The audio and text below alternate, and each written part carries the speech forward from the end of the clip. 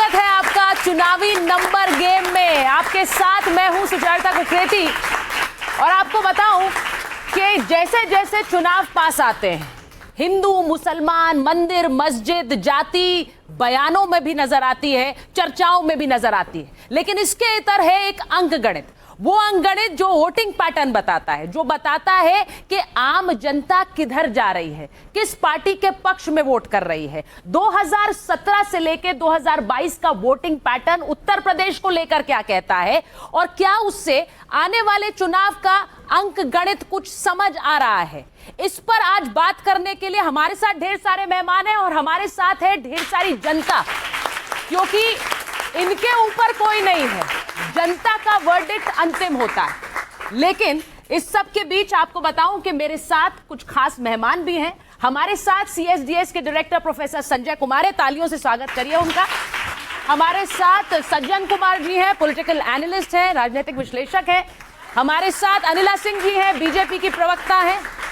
हमारे साथ अजय उपाध्याय जी हैं, कांग्रेस के प्रवक्ता हैं। प्रोफेसर धर्मेंद्र यादव समाजवादी पार्टी के प्रवक्ता हैं और मौलाना साजिद रशीदी हमारे साथ हैं, क्योंकि आज हम समझने जा रहे हैं कि आने वाले समय में हिंदू वोट कहां जाएगा। मुस्लिम वोटिंग पैटर्न 2017 और 2022 में उत्तर प्रदेश में कैसा रहा है, और इसी को समझने के लिए जल्दी जल्दी आपको कुछ ऐसा अंकगणित दिखाऊंगी जिससे आप भी समझ पाएंगे कि वोटिंग पैटर्न 2027 की ओर क्या इंगित कर रहा है। तो जल्दी से शुरुआत कर लेते हैं। सबसे पहले आपको पहला आंकड़ा दिखा रही हूं, क्योंकि एसआईआर की प्रक्रिया के बारे में आप सबने सुना, उसका हिस्सा भी आप बने होंगे।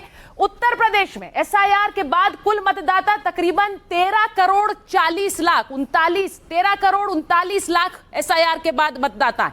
अब इसमें मोटा मोटा करीब करीब 10 करोड़ से ज्यादा हिंदू मतदाता हैं।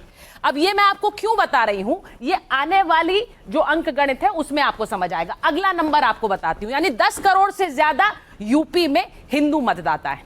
अब ये देखिए, कुल सीटें यूपी में 403 हैं, इनमें हिंदू बहुल सीटें यानी जहां 60% से ज्यादा हिंदू हैं वो तकरीबन 330 हैं। और मुस्लिम प्रभाव की सीटें, यानी कि जहां पर मुस्लिम मतदाता वोटिंग पर प्रभाव डालता है, आउटकम पर प्रभाव डालता है, वहां वो तकरीबन 70 के करीब हैं। तो ये सीटें जरा इस तरह से समझिए, क्योंकि इनमें आने वाले समय में क्या गणित हो सकता है और 17 और 22 के चुनाव में क्या था वो आपको बताऊंगी। ये आपने आंकड़ा देख लिया। अब जरा देखिए 2017 में क्या हुआ था। अलग अलग पार्टी वाइज मैं आपको दिखाने जा रही हूं कि वोटर कहां गया। अब ये जरा आप देखेंगे तो इससे आपको समझ आएगा यूपी में हिंदू वोटर ने किसकी ओर बढ़त बनाई। 47% बीजेपी के पास गए थे 2017 में, यानी 2017 में 47% हिंदू वोटर, ये सीएसडीएस के डेटा के हिसाब से आपको बता रही हूं। और 2022 में 54% हिंदू वोटर बीजेपी के पक्ष में गया।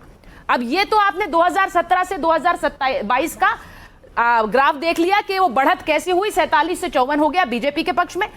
समाजवादी पार्टी 17 में सिर्फ 19% हिंदू वोटर समाजवादी पार्टी के साथ गए, लेकिन 22 आते आते वो आंकड़ा 26 हो गया, यानी 7% का इजाफा हिंदू वोटर में समाजवादी पार्टी के लिए। अब अगला गणित भी देख लीजिए। अगला ये जो नीली रेखा है, नीली यानी कि मायावती जी का बीएसपी का रंग, 23% 2017 में बीएसपी के साथ थे। ये बहुत अंतर से गिरा है, 14% रह गए हिंदू वोटर मायावती के साथ, बीएसपी के साथ। 2022 में देखिए 23 से 14% हो गए।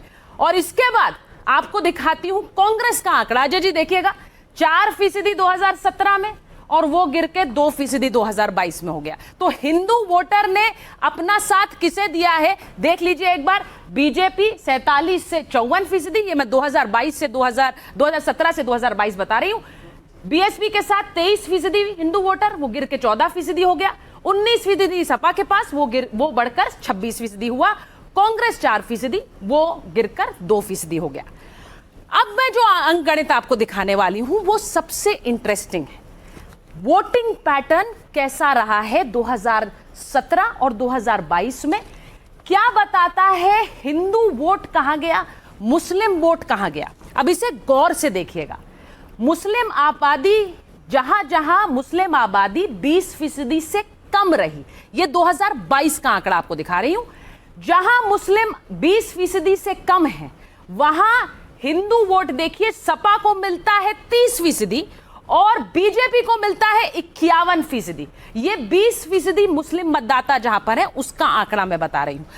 अब आप इसको बेहतर समझेंगे जब मैं आपको अगला आंकड़ा दिखाऊंगी। अगला आंकड़ा देखेंगे तो समझिए 2022 में जहां मुस्लिम 20 से 30% हुए, यानी कि मुस्लिम आबादी जिन इलाकों में उससे ज्यादा है बढ़ी, वहां हिंदू वोट एसपी के पास घट गए 18% हो गए और बीजेपी के पास हो गए 59%। यानी आप ये देखिए कि मुस्लिम वोट कंसोलिडेशन और हिंदू वोट कंसोलिडेशन एक साथ हो रहा है। जहां मुस्लिम 20 से 30 उनकी संख्या बढ़ती है, हिंदू वोटर बीजेपी के साथ आ जाता है और एसपी के पास 18% रह जाता है। ये मैं हिंदू वोटर की बात कर रही हूं, हिंदू वोट। अब अगला आंकड़ा देखिए, ये देखिए जहां मुस्लिम वोटर 40% से ज्यादा है, यानी कि किसी भी, इसको इस तरह से समझिए कि एक जहां 100 लोग हैं वहां 40 लोग मुसलमान हैं, तो उसमें हिंदू वोटर 8% ही सपा के पास रह गए और 69% बीजेपी के पास आ गए। अब इसको मानिए कि जैसे मुस्लिम वोटर बढ़ रहा है, हिंदू वोट ग्राफ बीजेपी के लिए बढ़ रहा है और हिंदू वोट ग्राफ सपा के लिए गिर रहा है। इसको इस तरह से समझिए। ये आंकड़े आपको समझाएंगे कि जहां जहां मुस्लिमों की आबादी बढ़ रही है, जिन इलाकों में है जिन इलाकों में बढ़ी, वहां पर हिंदू वोट बीजेपी के पक्ष में कंसोलिडेट हुआ है। इसका सीधा मतलब यह है, और ये संजय जी बेहतर बताएंगे, कि कम मुस्लिम वोटर, अधिक हिंदू वोट मिला है सपा को। मैं सपा की बात इसलिए कर रही हूं क्योंकि आज मौजूदा समय में समाजवादी पार्टी लगातार मंदिर का मुद्दा उठा रही है, राम मंदिर पर बात करती है, भगवान का बड़ा भक्त होने की बात करती है, प्रभु श्री राम की, और अब एक रथ यात्रा निकालने की भी बात करती है। तो क्या हिंदू वोटर को वो रिझा पाएगी? आज इसकी बात होगी। अब अगला ग्राफिक देखिए, मुस्लिम आबादी और समाजवादी पार्टी का मुस्लिम वोट। जहां जहां मुस्लिम 20% से कम है, वहां मुस्लिम वोट 74% सपा के पास है। यानी जितने कम उतना वोट कंसोलिडेशन मुसलमानों को का सपा के हक में ज्यादा है। सपा के पास 74% वोट है और बीजेपी के पास सिर्फ 14% मुस्लिम वोट है। यह भी देखिए। अगला स्लाइड देखेंगे तो बेहतर समझेंगे। जहां मुस्लिम 20 से 30% है, यानी 20% इजाफा होकर 30% के करीब जहां है, वहां मुस्लिम वोट 80% सपा के खाते में जा रहा है और बीजेपी के खाते में सिर्फ 4% मुस्लिम वोट आ रहा है। इसे जरा समझिए। 20 से तकरीबन 40% जहां मुसलमान हैं, उन सीटों पर 80% सीटें समाजवादी पार्टी के पास और बीजेपी के पास सिर्फ 4%। एक और तस्वीर आपको दिखाती हूं। जहां मुस्लिम 40% से ज्यादा है, वहां कैसे वोटिंग पैटर्न है? 94% सपा के खाते में है और बीजेपी के खाते में सिर्फ 4% है। अब आप ये समझ लीजिए, जहां मुस्लिम वोट बढ़ रहा है तो सपा के खाते में भी मुस्लिम वोट बढ़ रहा है। ज्यादा मुस्लिम वोट सपा के खाते में जा रहे हैं। अब ऐसे में समाजवादी पार्टी ये सामंजस्य कैसे बिठाएगी कि उसे कौन से मुद्दे उठाने हैं? आज इस पर भी हम बात करेंगे, क्योंकि जो मुद्दे उठाएंगे वो उनकी गूंज और उनका प्रभाव सिर्फ सपा पर नहीं होगा, बाकी सारे राजनीतिक दलों पर भी होगा, योगी आदित्यनाथ के कैंपेन पर भी होगा, मायावती के कैंपेन पर भी होगा। ये सारी बातें की मैंने। सबसे पहले मैं संजय जी आपके पास आ रही हूं। आपने ये वोटिंग जो हमने कुछ आंकड़े दिखाए हैं, सबसे पहले हमारे वोटर को बताइए, हमारे आम लोगों को बताइए कि मुसलमान वोट जिस तरह से 17 से 22 में हमने देखा है, क्या मुस्लिम वोटर कंसोलिडेशन स्थायी रहा है, बढ़ता रहा है सपा के पक्ष में? 17 के मुकाबले 22 में मुस्लिम वोट सपा के पक्ष में ज्यादा कंसोलिडेट हुआ। आपने आंकड़े दिखाए, बहुत स्पष्ट तरीके से दिखाई पड़ता है। जिन कंस्टिट्यूंसी में मुस्लिम वोटरों की तादाद ज्यादा है, सपा के पक्ष में उनका कंसोलिडेशन ज्यादा होता है, और जिन कंस्टिट्यूंसी में हिंदू वोट ज्यादा है वहां पर हिंदू वोटर बीजेपी के पक्ष में ज्यादा कंसोलिडेट होता है। मुझे लग रहा है आंकड़े बहुत स्पष्ट हैं, बहुत साफ दिखाते हैं कि किस तरह से हिंदू वोट बीजेपी के पक्ष में झुका हुआ है।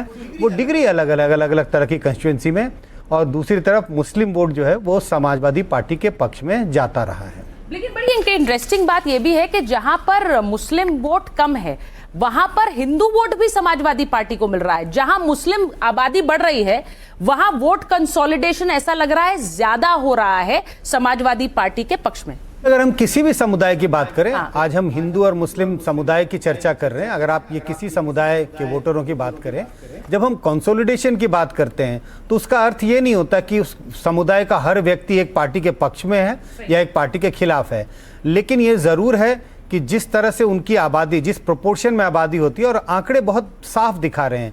हम यूपी के आंकड़े देख रहे हैं, आप किसी भी राज्य के आंकड़ों को देखेंगे तो लगभग ऐसा ही पैटर्न दिखाई पड़ेगा कि प्रोपोर्शन, जिस तरह की आबादी आपकी वोटरों में होती है, उसका उनके मोबिलाइजेशन या पोलराइजेशन पर फर्क पड़ता है, जो साफ इन आंकड़ों से पता चलता है। ठीक है, मैं सज्जन जी आपके पास आऊं, उससे पहले मैं धर्मेंद्र जी के पास जा रही हूं। धर्मेंद्र जी, आंकड़े आपने देख लिए हैं, क्या ऐसा सर्वे मुझे लग रहा है पार्टी के अंदर भी कराया गया है, इसीलिए अब आपने अपनी थोड़ी चाल बदल दी है, अब आप वो मुद्दे उठा रहे हैं जिसमें रथ यात्रा सबसे प्रमुख हो गई?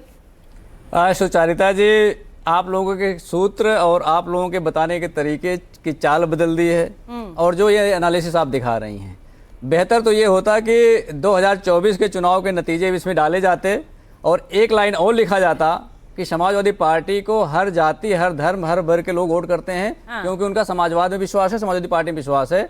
इसी का नतीजा था कि 2024 के चुनाव में अयोध्या में भी मर्यादा पुरुषोत्तम भगवान राम ने भी आशीर्वाद दिया, और अयोध्या की जो सम्मानित जनता है उसका भी विश्वास समाजवादी पार्टी पर बढ़ा है। ये देश के लिए, सेकुलरिज्म के लिए, समाजवाद के लिए और आपसी भाईचारे के लिए। प्रोफेसर साहब, ऐसा होता तो 17 और 22 में भी आपकी सरकारें बन रही होती।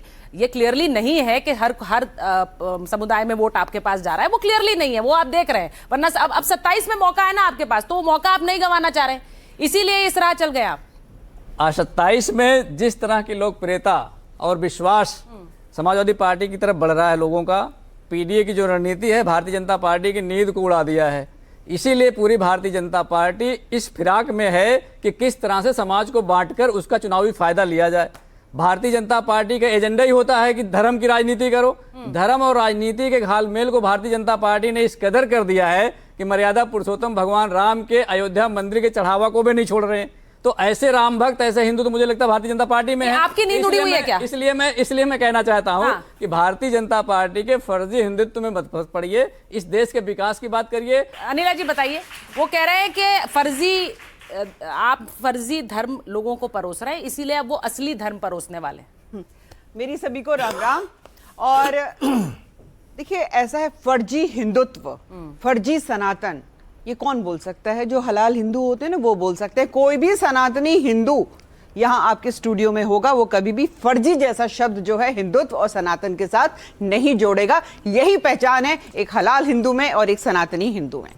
दूसरी बात यह है कि नेताओं की अगर बात करें तो केवल भैया भाभी के अलावा कौन नेता है? उसके बाद की अगर आप लिस्ट मुझसे पूछें तो आप देख लीजिए, रामगोपाल यादव हैं, डिंपल यादव है, धर्मेंद्र यादव हैं, अक्षय यादव हैं, तेजप्रताप यादव हैं, शिवपाल सिंह यादव हैं, और अंशुल यादव हैं, मृदुला यादव हैं, अजय सिंह यादव हैं, प्रेमलता यादव हैं, सरला यादव हैं, आदित्य यादव हैं, अनुराग यादव हैं, अरविंद यादव हैं, बिल्लू यादव हैं, मीनाक्षी यादव हैं और धर्मेंद्र यादव हैं। ये इनकी नेतागिरी है। और दूसरी बात यह है कि जहां तक सनातन का विषय है, हिंदुत्व का विषय है, इस पे हमें अलग से टिप्पणी करने की कोई आवश्यकता नहीं है, क्योंकि जब भी पूरे भारतवर्ष में हिंदुत्व का विषय उठता है, सनातन का विषय उठता है, तो सीधे सीधे भारतीय जनता पार्टी का तो नाम आ ही जाता है ना। अभी आपने आंकड़ों से भी सिद्ध कर दिया है कि किस प्रकार से हिंदू में एकता है। ठीक है, हम वो लोग नहीं हैं जो भगवा को आतंकवाद से जोड़ते हैं। हम वो लोग नहीं हैं कि बेमतलब वक्फ को जो है मजबूत करते हैं। हम वो लोग नहीं हैं जो मदरसा एक्ट को और मजबूत करते हैं। हम वो लोग नहीं हैं राइट टू एजुकेशन में एक धर्म विशेष को सारे अधिकार दे देंगे और हिंदू धर्म को नीचा दिखाएंगे। डिस्क्रिमिनेशन जो ये लोग करते हैं। हम वो लोग नहीं हैं कि जो यूसीसी नहीं लेकर आते हैं। हम वो लोग नहीं हैं कि जो टेंपल एंडाउमेंट्स है वो सारा का सारा सरकार जो है वो छीन कर बैठ जाए। बारंबार ये चंदा चोरी पर आते हैं। इनको क्या पता नहीं है भारतीय जनता पार्टी का संगठन वो ट्रस्ट नहीं चला रहा है साहब। भारतीय जनता पार्टी का संगठन जो है राम मंदिर का ट्रस्ट नहीं चला रहा है। अगर भारतीय जनता पार्टी का संगठन कहीं कोई गलती करता है तो आप मुझसे पूछिए, मैं उसको उत्तर दूंगी। पर अनिला जी जो मैं आंकड़े दिखा रही हूं आज जरा मैं उस पर रहना चाहती हूं, इसलिए क्योंकि आप लोगों को मुसलमान वोट नहीं मिल रहा है, ये भी हकीकत है इन आंकड़ों के जरिए, लेकिन उन्हें हिंदू वोट मिल रहा है और मुसलमान वोट भी मिल रहा है। अब अगर वो उन दोनों आंकड़ों को बढ़ाएंगे तो उनके लिए 27 में बढ़त हो सकती है और उसकी तरफ काम कर रहे हैं अखिलेश जी। मैं एक बार जरा जातियों का भी, मैं एक बार एक जातियों का आंकड़ा दिखाना चाहती हूँ। उस आंकड़े को देखने के बाद जरा चर्चा को आगे बढ़ाऊंगी कि यूपी में जातिवार किस तरह लोगों ने वोट दिया है। अब ये 2017 और 2022 का आंकड़ा आपको दिखा रही हूं। वैश्य जाति ने 11% 2017 में समाजवादी पार्टी को वोट दिया और यह आंकड़ा बढ़ा 1% 22 में 12% ने वोट किया। अब अगली जाति दिखाइए। वैश्य के बाद आपको बताती हूं यादवों ने 68% यादव वोट 2017 में सपा के पास गए, इसमें हैरानी नहीं है, लेकिन 83% हो गया वो 2022 में। यानी यादव वोटर खुलकर समाजवादी पार्टी को वोट कर रहा है, इन आंकड़ों से बिल्कुल स्पष्ट है। कुर्मी 16% 2017 में सपा के साथ थे, 2022 में वो 25% होगा, यानी तकरीबन 9% का इजाफा हुआ है कुर्मी वोटर में। कोयरी और मौर्य 18% 2017 में सपा के साथ थे, वो भी बढ़े हैं 4% 2022 में। 22% कुर्मी सपा के साथ गए। केवल और मल्ला 2017 में 7%, 2022 में 26%, यानी 19% का इजाफा इस आंकड़े में हुआ है।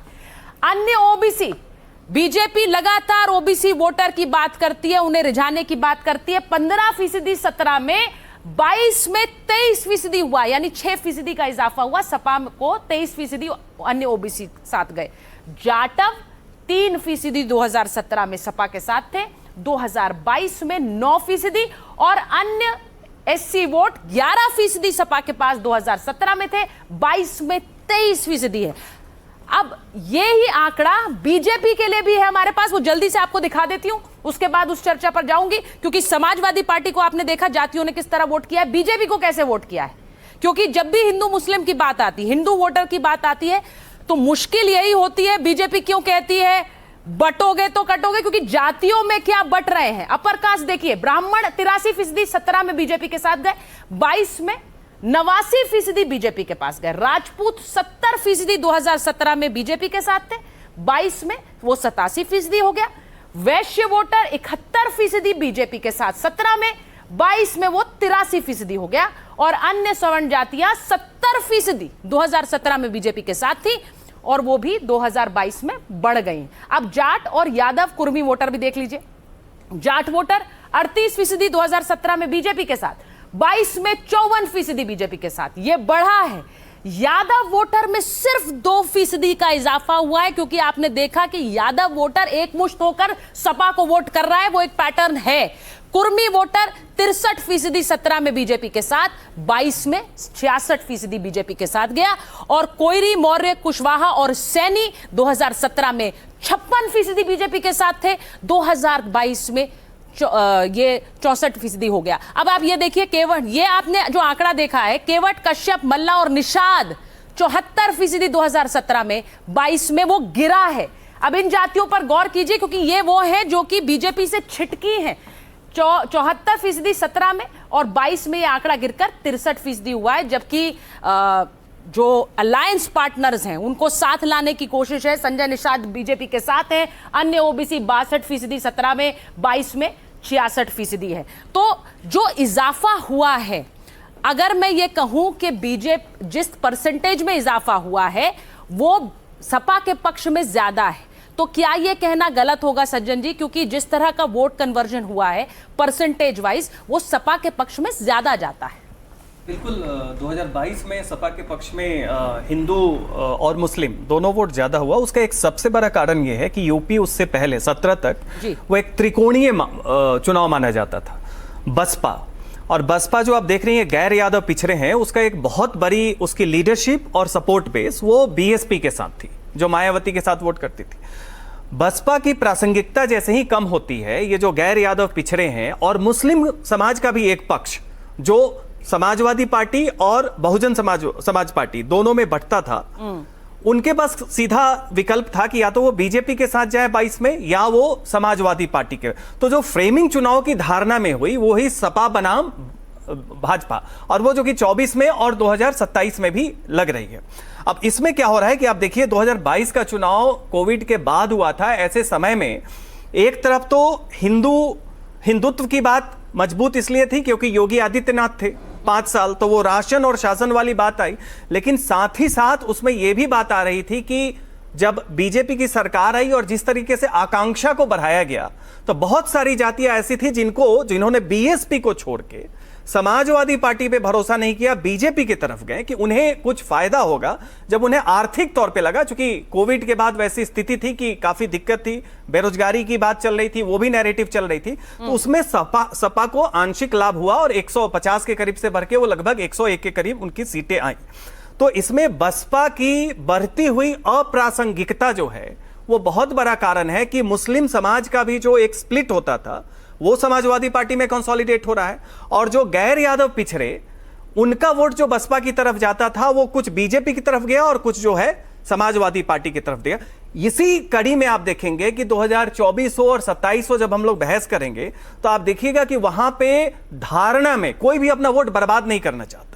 हर कोई कहता है कि बसपा का शासन लॉ एंड ऑर्डर में मिला जुला के बुरा नहीं था, ठीक ठाक था, लेकिन जब वोट देने की बात आती है तो वो कहते हैं जीतेंगे नहीं तो वोट बर्बाद क्यों करें। तो वैसी स्थिति में आप देखेंगे जो हम लोग जिससे बहस कर रहे थे कि आने वाले समय में चाहे ओवैसी साहब आए और बहुत सारी तमाम मुस्लिम पार्टियां हैं, सब कुछ आए, लेकिन मुस्लिम समाज रोके या गाके सपा की तरफ जाएगा, कांग्रेस की तरफ। प्रासंगिकता होनी चाहिए। अगर अलायंस में आएंगे तो जरूर आएंगे, लोकसभा अलायंस में आएंगे तो प्रासंगिकता होगी। अजय जी, मैं आपके पास आ रही हूं, वो कह रहे हैं अलायंस में आएंगे तो मुस्लिम वोटर आपकी तरफ आएगा, वरना मुस्लिम वोटर सपा की तरफ है। बड़ा अच्छा प्रश्न है और बड़ा अच्छा आपने डिबेट भी शुरू किया है। मैं शुरुआत थोड़ा एक लार्जर पर्सपेक्टिव में करता हूं जी। 2024 के लोकसभा चुनाव में कुल 64.64 करोड़ लोगों ने मतदान किया। भाजपा को 23.59 करोड़ लोगों ने वोट किया। मतलब भाजपा को तो सिर्फ हिंदू वोट ही मिलता है। देश में एवरेज 14 करोड़ जनसंख्या मुस्लिमों की है। एवरेज मान ली जाए तो 8 करोड़, 7 से 8 करोड़ उनका पोलिंग फिगर है। इसका मतलब 37 से 38 करोड़ जो हिंदू हैं, वो उसमें से यदि 23 करोड़ सिर्फ हिंदुओं को ही मान लें तो भी हिंदुओं का एक बड़ा चंक जो है 23 करोड़ माइनस करने के बाद ये 37 करोड़ लोगों ने जो है हिंदू भाजपा के विरुद्ध में वोट इस देश में किया है।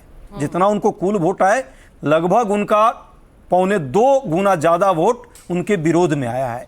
यही परिस्थिति आप देखेंगे उत्तर प्रदेश की भी राजनीति में। वोटों के बंटवारे हो सकते हैं जिसके कारण सीट का परमुटेशन एंड कॉम्बिनेशन बन सकता है। आप ही के नेता आरोप लगा चुके हैं हाल ही में, इमरान मसूद साहब, कि समाजवादी पार्टी मुसलमानों के लिए कुछ नहीं कर रही है। लेकिन आप देखिए इसके बावजूद मुस्लिम वोटर उनके पास जा रहा है, आपके पास नहीं आ रहा है। तो ये मंथन आपको करना है कि ऐसा क्यों है?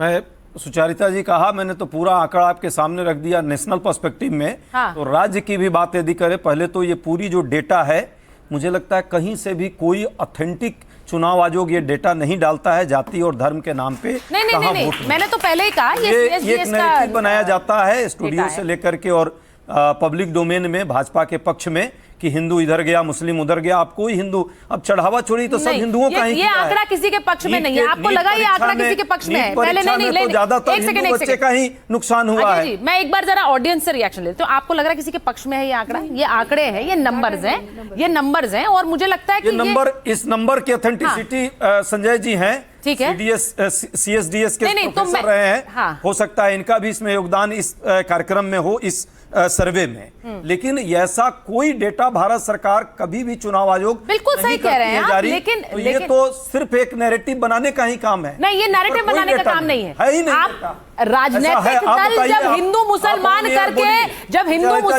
करके वोट मांगे तब ठीक है, लेकिन अगर आंकड़ा दिखा दे तो आप कहें पक्ष में है, ये नहीं माना जाएगा, ये नहीं माना जाएगा। और संजय जी बगल में बैठे, संजय जी को मैं पूछ रहा हूँ कि क्या चुनाव आयोग का डेटा है, भारत सरकार का डेटा है, किसी विपक्षी पार्टी ने डेटा जारी किया हो, जनता ने जारी किया हो, कहीं कोई डेटा नहीं है। ये सिर्फ और सिर्फ एक नैरेटिव। ठीक है, नैरेटिव नहीं है। संजय जी, ये नैरेटिव? पहली बात, क्या ये चुनाव आयोग का डेटा है? बिल्कुल नहीं, चुनाव आयोग का डेटा नहीं है। चुनाव आयोग धर्म जाति के आधार पर आंकड़े नहीं देता है। सही बात। सवाल है कि ये डेटा कहाँ से है? ये डेटा सर्वेक्षण के द्वारा है। CSDS एक पुरानी संस्था है, आपको पता है, 63 साल पुरानी संस्था है और ये कोई पहली बार हमने सर्वे नहीं किया। तमाम 1963 से लगातार चुनावों का अध्ययन हम करते रहते हैं और ये चुनाव के बाद का अध्ययन का डेटा है। जिसे तमाम लोग इस्तेमाल करते हैं।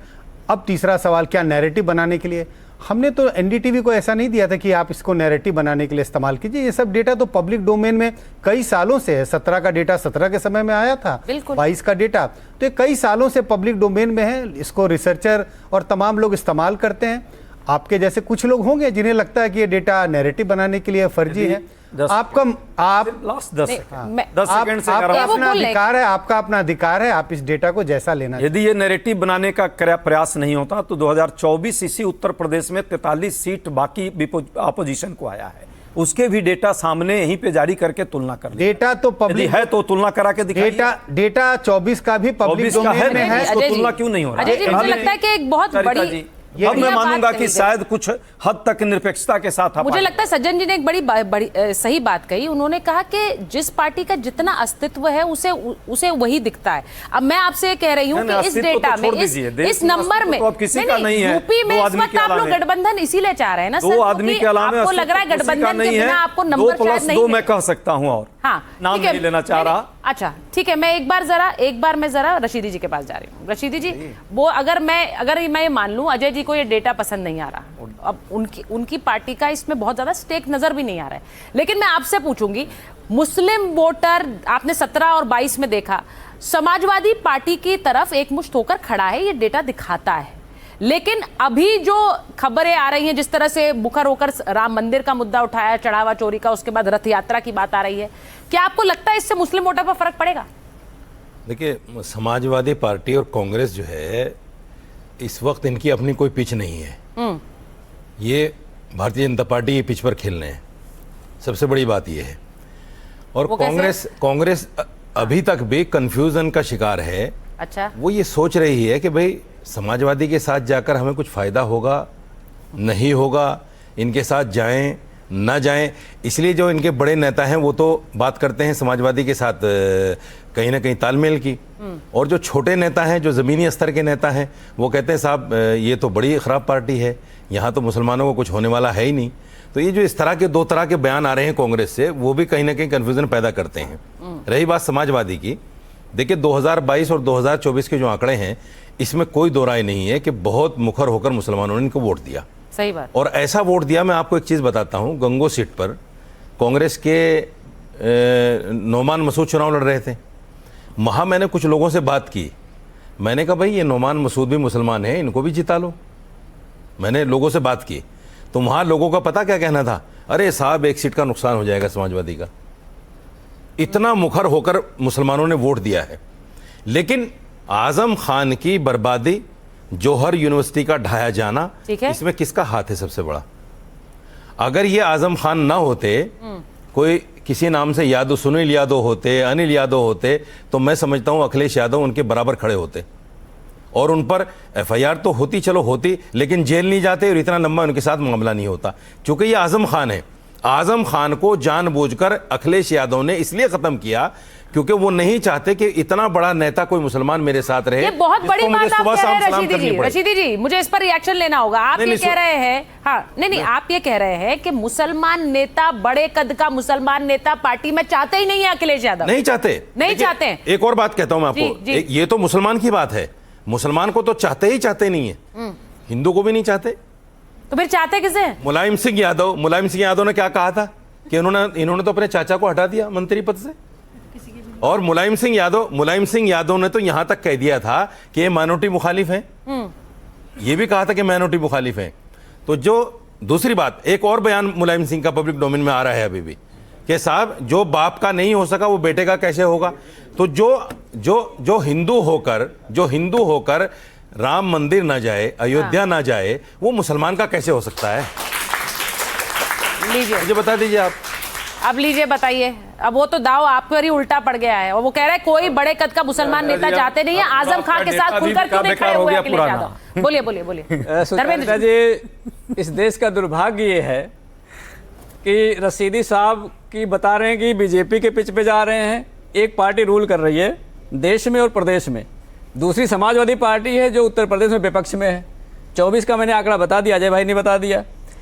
इनके पिच को ये नहीं जानते, एक अपनी नई पिच बताते हैं और ऐसे लोगों से सलाह भी लिया जाता है राजनीति में। ये सबसे बड़ा दुर्भाग्य है इस देश का। दूसरी बात है भारतीय जनता पार्टी का जो अपना एजेंडा है वो अलग अलग मुखौटे लगाकर पेश किए जाते हैं आप लोगों को गुमराह करने के लिए। लीजिए। योगी आदित्यनाथ सनातनी है कि नहीं है? हाँ। इस हॉल में जितने लोग बैठे हैं कोई नहीं जानता होगा सनातनी नहीं है, लेकिन योगी आदित्यनाथ खुद सनातनी नहीं है। ये बात कभी ये लोग नहीं बताएंगे। दूसरी बात, अनिला बहन जी ने हमारे सांसदों के नाम पर आपने ये कहां से कहा है? सनातनी नहीं, क्या मतलब? लोग पूछ रहे हैं यहाँ पर इसका क्या मतलब हम भी है? नहीं समझ पाए इस चीज नहीं, ये लोग कितने लोग जानना चाहते हैं इसका मतलब क्या है? क्लियर कीजिए इसको। नहीं नहीं, एक सेकंड, बदल लीजिए। पूरी जनता कह रही है, पहले इसका मतलब समझाइए क्या इसका मतलब है? बदल लीजिए, हम बदल भी लीजिए। कंफ्यूजन में हैं। यही तो कह रहा हूँ, यही मैं कह रहा हूँ। इनको ये नहीं पता है कि योगी जी सनातनी है कि नहीं है। इनको ये पता है कि समाजवादी पार्टी क्या कर रही है, किसके साथ खड़ी है, किसके साथ नहीं खड़ी है, ये सारा इन्हें पता है। योगी जी ये नहीं पता सनातनी है कि योगी नहीं है, वो तो बताइए। नहीं, योगी जी अब देखिए, सनातनी देखिए, नहीं एक है, मिनट। ये बीजेपी से पूछिए आप। ये रशीदी अरे जी, आपने बोला अनिला ना। जी, हाँ, मुझे मैं लगता बोला, है अजय जी भी आपने आपने कहना बोला चाह रहे कि हैं। योगी जी सनातनी नहीं है। जरा बताइए ना। इसको कम से कम क्लियर कर दीजिए। क्लियर करिए जरा। क्लियर कर दीजिए बस। योगी जी नाथ संप्रदाय से आते हैं, हाँ। जो कि सनातन का हिस्सा नहीं है। अच्छा, नाथ संप्रदाय में है और वो भारतीय जनता पार्टी के भी कल नहीं को है। कहेंगे आर्य समाज, के भी नहीं। नहीं, कल को कहेंगे आर्य समाज जो है वो भारतीय सनातनी जनता नहीं पार्टी के है। हैं, कल को ये कहेंगे ना गायत्री सनातनी परिवार है वो और हिंदू सनातनी रक्षा की नहीं है। बात करते हैं। अरे भाई ये कैसे संभव है? इनकी बताओ ना समझ, ये मुझे। इनकी सोच और समझ सनातन के विषय में दिखाते हैं, इनको पता ही नाथ नहीं। संप्रदाय से है भाई कि नहीं, हलाल बताओ हिंदुओं को नहीं समझ नाथ में आ संप्रदाय के लोग सकता सनातनी होते सनातन हैं। क्या है। हलाल हिंदुओं को नहीं समझ में आ सकता कि सनातन इन्होंने एक क्या हिंदू है। में नई कैटेगरी आप बता दी है। जानते नहीं है सनातन हिंदू क्या में है। एक नई कैटेगरी अरे बना दी हमारी है। पिच पे जो आके चढ़ावा चोरी खेलोगे करेगा तो वो ऐसे हलाल ही हिंदू हो जाएगा। खेलोगे। जो मर्यादा पुरुषोत्तम भगवान राम का अपमान करेगा वो हलाल हिंदू हो जाएगा। एक नया हिंदू इन्होंने जन्म दिया है, वो भी हलाल भगवानधारी हिंदू। सनातन नहीं, अच्छा, हिंदू सुनिए, है, एक मिनट, क्या एक सोच मिनट। है? सुचारिता, सुचारिता। देश को समझना चाहिए। नहीं नहीं, ये जो धर्मेंद्र जी ने कहा, ये क्या एक ट्रेलर है कि सपा आने वाले समय में ये पॉइंट उठा सकती है कि देखिए भाई ये तो असली सनातनी बनी नहीं है, असली सनातनी तो हम हैं क्योंकि हमने चढ़ावा चोरी का मुद्दा वही एक उठाया। सवाल मैं करना चाह रहा हूं, एक सवाल करना एक मिनट सचिन जी। ये जो सवाल है कि हिंदू कौन है, सबसे पहली बात है कोई भी पूछ सकता है, ये अधिकार है, लेकिन उसके लिए आपका जो पास्ट रिकॉर्ड होना चाहिए वो इनसाइडर का होना चाहिए राजनीतिक परिदृश्य से। राम मंदिर के चढ़ावे चोरी वाले मामले के बाद जिस तरीके से समाजवादी पार्टी, अखिलेश यादव सबसे पहले उसको लाए, ये बातें सही हैं, लेकिन जब वो ये सोचते हैं कि चूंकि ये एक क्राइसिस आई है, विश्वास की क्राइसिस आई है और इसका उनको राजनीतिक लाभ मिलेगा, तो वहां वो भूल जाते हैं कि वो कभी भी इसको भुना इसलिए नहीं सकते हैं कि उनकी पृष्ठभूमि उनकी पार्टी की कार सेवकों पे गोली चलवाने वाली पार्टी की है।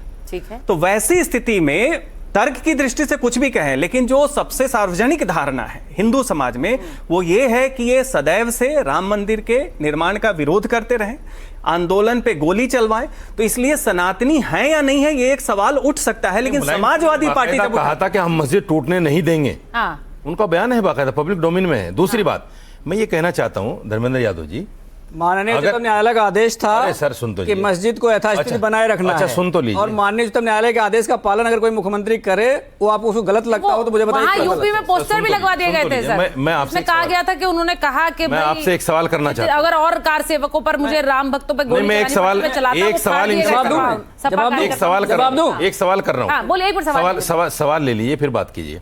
मुझे सिर्फ इतना बताइए, अखिलेश यादव तो सनातनी है या नहीं? नहीं, मैं आपको क्यों बताऊं? आप कौन है? क्यों नहीं? नहीं, आप टीवी में कौन है? बताइए। अरे टीवी में आप कौन बताइए। है? हलाल हिंदू है आगे। आप कौन है ये बताओ ना टीवी मुझे। पे खड़े हैं आप कौन है? ये तो आप टीवी पे आप खड़े कौन है बताओ, मैं आपको क्यों ये तो बताऊं? आप टीवी शो में खड़े हैं। आपको क्यों बताऊं? मैं जनता को बता रहा हूँ। मैं आपसे जनता तनाई में- जानती है, जनता से पूछ लो कौन है, पूछ लो ना, मैं बताओ आपसे तो। तनाई में पूछ रहा है ना, हूं। जनता से पूछो हलाल ना। हिंदू है जो मैं केवल आपसे ये और केवल तनाई में पूछ रहा हूं। एक कौम के लिए जनता से उपयोग पूछो, अच्छा, अगर ये ना तनाई पता है तो में पूछ कहना। रहा हूं। जब अब आपको बताइए। यही बात नहीं पता है तो आप डिबेट कैसे करने चले आए? देखिए, जब आपको बीच में ये किसी इनका बात नहीं अहंकार, पता है। ये इनका अहंकार मुसलमानों के साथ है। अरे, ये अब सोचिएगा। दूसरी बात, आप मुझे ये बता दीजिए, ज्ञानवापी मस्जिद, हाँ। मथुरा की ईदगाह, वो मस्जिद और ईदगाह है या मंदिर है? हाँ, बहुत बढ़िया, आपका क्वेश्चन बहुत अच्छा है, बहुत लीजिए। बढ़िया। अब धर्मेंद्र जी इसका जवाब दे दीजिए फिर मैं बार बार इस बात को कहता हूं, जो हमारी जनता हो प्रबुद्ध हो, समझदार है। भारतीय जनता पार्टी और उनके जो एलाइड हैं चीजों को डाइवर्ट करते हैं, ठीक है? नहीं, अब आपने उन्हें अलाय बना दिया। सुनिए दूसरी बात, मैं बिल्कुल फैक्ट बता रहा हूँ। स्टैंड राम मंदिर, सुन लीजिए आप सभी लोग, आपकी जानकारी के लिए बता दूं, राम मंदिर और जो मस्जिद थी उससे जुड़े हुए मामले में दो मुख्यमंत्रियों का नाम आता है। एक तो स्वर्गीय कल्याण सिंह जी का आता है और एक स्वर्गीय नेताजी का आता है। स्वर्गीय कल्याण सिंह जी को अपने कर्तव्य का निर्वहन ना करने के लिए माननीय उच्चतम न्यायालय ने 24 घंटे के लिए दंड दिया था और स्वर्गीय नेताजी को भारतीय जनता पार्टी की सरकार है केंद्र में, उनके कर्तव्यों को निर्वहन के लिए देखिए, इन्होंने प्रोफेसर साहब। पुरस्कृत किया और देश का दूसरा सर्वोच्च नागरिक सम्मान दिया। ये दोनों में बुनियादी अंतर है। अगर आप तकनीकी तौर पे देखना चाहते हैं, संवैधानिक नहीं, पर तौर पे प्रोफेसर देखना साहब, वो चाहते हैं, सवाल तो आप अनिला जी से तौर पे देखना पूछेंगे ना। चाहते हैं, प्रोफेसर मर्यादित साहब, तौर पे देखना चाहते हैं, प्रोफेसर साहब, असली बात इसकी सवाल ये का है। जवाब तो वही। दूसरी बात- नहीं, मेरी बात सुनिए, दूसरी एक मिनट, आप दूसरी बात पर आए, एक मिनट, आप दूसरी बात पर आए। उससे पहले ये वाला सवाल, क्या उनको देश का दूसरा सर्वोच्च सम्मान दिया, ये तो आप अनिला जी से पूछे। उन्होंने तो सीधा सवाल पूछा कि ज्ञान वापी आपके लिए क्या है, उस पर आप नहीं जवाब दे रहे या स्टैंड लेने के लिए मना किया गया? अच्छा सुचरिता जी, ये बताइए, जो मामला उच्च न्यायालय में लंबित हो, उच्चतम न्यायालय में जब केस चल रहा हो, उस मामले में बोलना कोई अकलमंदी की बात है क्या? तो यही बोल दो, ज्यादा अकलमंद मान रहे तो हो? यही बोल ये दो। बोले भाई, नहीं, ये नहीं, न्यायालय नहीं, से ऊपर ठीक है, है। सुचरिता, नहीं, ये न्यायालय से अगर ऊपर मानते हैं तो नहीं, बोले। यही बोल दो कि जो लोग उसको मंदिर बता रहे हैं वो गलत बता रहे नहीं, हैं। नहीं, बोल दो आप, जो मामला बोल दो आप। अभी कैसे गलत? यही बोल दो जो मामला कि जो उसको मंदिर बता रहे हो गलत बता रहे हैं। दे देगा, मैं एक वही बड़ा सही है, interesting- उसमें हम और आप क्या हैं? भाई या तो मंदिर बताने वाला न्यायालय में गलत जो या मस्जिद मामला बताने है, वाला गलत, उसमें एक तो मैं और गलत आप क्या हो सकते है। हैं? नहीं, हम एक तो गलत है, नहीं। या मंदिर बताने वाला गलत कैसे या गलत मस्जिद है? बताने वाला गलत। ठीक है, और भाई, आप किसी को भी फैसला गलत नहीं नहीं आ मानेंगे। जाएगा। अब मैं एक बड़ा इंपॉर्टेंट मुद्दा लेकर आ रही हूँ, और मैं पहले अजय जी, मैं आप ही के साथ 10 सेकंड से ज्यादा के लिए आऊंगी। मैं संजय जी आपसे पूछूंगी, यूपी में इस वक्त एक बड़ा मंथन इस बात का चल रहा है कि सपा और कांग्रेस के बीच में गठबंधन होगा कि नहीं। अब मैं आपसे ये जानना चाह रही हूँ, जिससे उससे पहले मैं अजय जी के पास जाऊं, उससे पहले आपसे पूछ रही हूँ, आपको लग रहा है कि अगर ये गठबंधन होता है तो सपा के लिए ये ज्यादा फायदेमंद है या कांग्रेस के लिए फायदेमंद है, या नुकसानदेह किसके लिए? दोनों के लिए फायदेमंद है। अगर दोनों के लिए फायदेमंद नहीं होगा तो एक पार्टी बैकआउट कर जाएगी। ठीक है। ये कहना बहुत मुश्किल है कि फायदा किसको ज्यादा होगा, सपा को ज्यादा होगा या कांग्रेस को ज्यादा होगा, लेकिन नॉर्मली एक बड़ी पार्टी है और यूपी में सपा बड़ी पार्टी है और कांग्रेस छोटी पार्टी है। छोटी मतलब वोट प्रतिशत के हिसाब से आपने देखा पिछले विधानसभा चुनाव में 2-2.5% उनको वोट आया था। अजय जी, वो सीटों की बात अटकी रहेगी या ये गठबंधन होगा? इनके हित में यदि हमें गठबंधन करना होगा, हाँ। हम गठबंधन भी इनके कर हित लेंगे। में, आपके हित में नहीं? बच्चों के, बच्चों के हित में, नौजवानों के, ठीक है। आम जनमानस के, अच्छा। इनके हित में अगर ही 200 सीट समाज मिलेंगी चलेगा, देश चलेगा।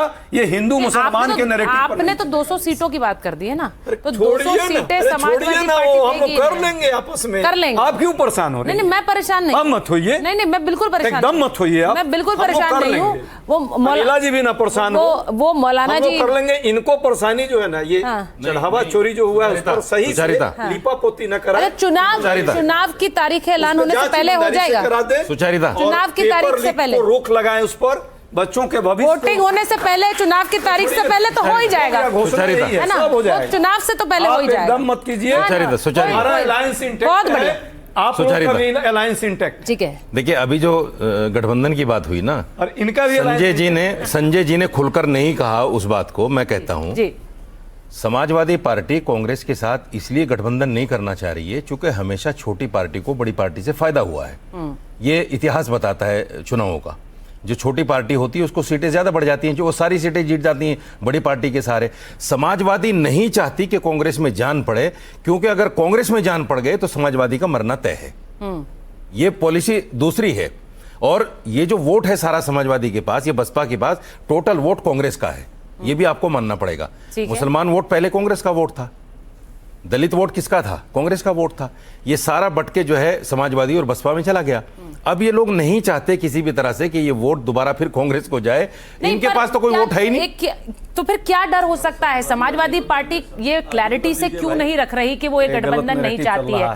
क्या ये डर हो सकता है कि मुस्लिम वोट का बंटवारा होगा अगर आमने सामने लड़ेंगी दोनों पार्टियां? सर, निश्चित रूप से अगर दोनों पार्टियां आमने सामने लड़ेंगी तो कहीं ना कहीं कुछ कंस्टिट्यूंसी में तो मुस्लिम वोट का बंटवारा होगा। और अगर बंटवारा होगा तो समाजवादी पार्टी, अपोजिशन में जो पार्टियां हैं आज, उन सबका नुकसान होगा और इसका सीधा सीधा फायदा बीजेपी को मिलेगा। ये सज्जन जी, ये बड़ा एक कारण है। आपको लगता है कि इस वजह से गठबंधन करेंगे जबकि सपा अकेले जा सकती है? देखिए, कांग्रेस का यूपी नहीं, पूरे भारत में कांग्रेस की ड्यूअल पॉलिसी है कि इंटरनली वो जब रीजनल पार्टीज का डिक्लाइन होता है तो वो खुश भी होते हैं कि अब विकल्प केवल कांग्रेस बच रही है और उनको पुराना, जैसे बंगाल में आप देखिए। लेकिन दूसरी तरफ वो चाहते हैं तात्कालिक तौर पे अलायंस भी हो जाए जहां वो कमजोर है, ताकि वो बीजेपी के खिलाफ कुछ अपनी प्रासंगिकता सिद्ध कर सके। इस दुविधा में क्षेत्रीय पार्टियां अब कांग्रेस पे भरोसा नहीं कर पा रही हैं और कांग्रेस भी नहीं चाहती है कि बहुत ज्यादा क्षेत्रीय पार्टियों को कांग्रेस की पिच पे आगे बढ़ने का मौका मिले। ठीक है, तो देखिए, ये तो एक तरह से बात हुई कि इस आने वाले चुनाव में मुद्दों की तो भरमार है, लेकिन उस सब के बीच बहुत से सियासी पेच अभी भी फंसे हुए हैं। वो सियासी पेच गठबंधन को लेकर हैं, वो सियासी पेच सीटों के बंटवारे को लेकर भी होंगे। लेकिन क्या ये कहना गलत होगा कि ये जो धर्म से जुड़े मुद्दे हैं, मंदिर मस्जिद से जुड़े हुए मुद्दे हैं, इनको दरकिनार करके पार्टियां सीटों का एलोकेशन करती हैं, गठबंधन करती हैं? क्या ये कहना गलत है? क्योंकि आज जिस तरह से मुद्दे उठे इस शो में, उससे बड़ा साफ है कि जनता नहीं चाहती है कि धर्म में बंटकर चुनाव हो। लेकिन इसी के साथ ये भी एक सच है कि राजनीति इन मुद्दों से प्रभावित है। अब आने वाले समय में क्या होगा, उसके लिए तो थोड़ा इंतजार करना होगा। लेकिन बहुत बहुत धन्यवाद हमारे सारे मेहमानों का, हमारी जनता का इस कार्यक्रम में हिस्सा लेने के लिए।